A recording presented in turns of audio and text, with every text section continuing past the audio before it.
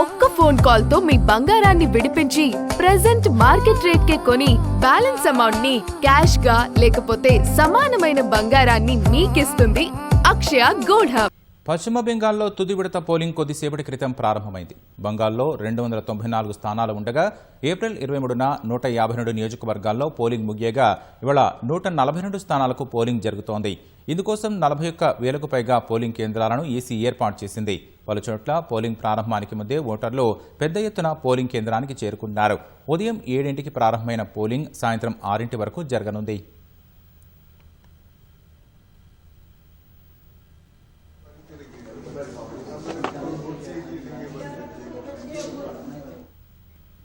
ఈ విడతలో 1,448 మంది అభ్యర్థులు పోటీలో ఉండగా 3,21,00,000 మంది ఓటర్లు వారి భవితవ్యాన్ని ఈవీఎంలలో నిక్షిప్తం చేయనున్నారు.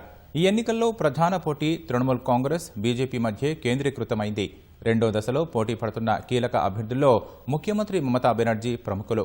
భవానీనగర్ నియోజకవర్గంలో ఆమెపై శాసనసభలో ప్రతిపక్ష నేత సువేందు అధికారిని బీజేపీ పోటీకి నిలిపింది.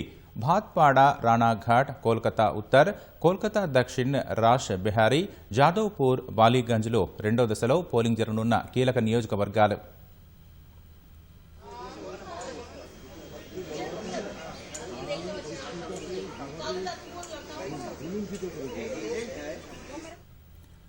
గత అనుభవాలను దృష్టిలో పెట్టుకుని హింస జరిగే అవకాశం ఉన్న ప్రాంతాల్లో ఈసీ పటిష్ట భద్రత ఏర్పాటు చేసింది.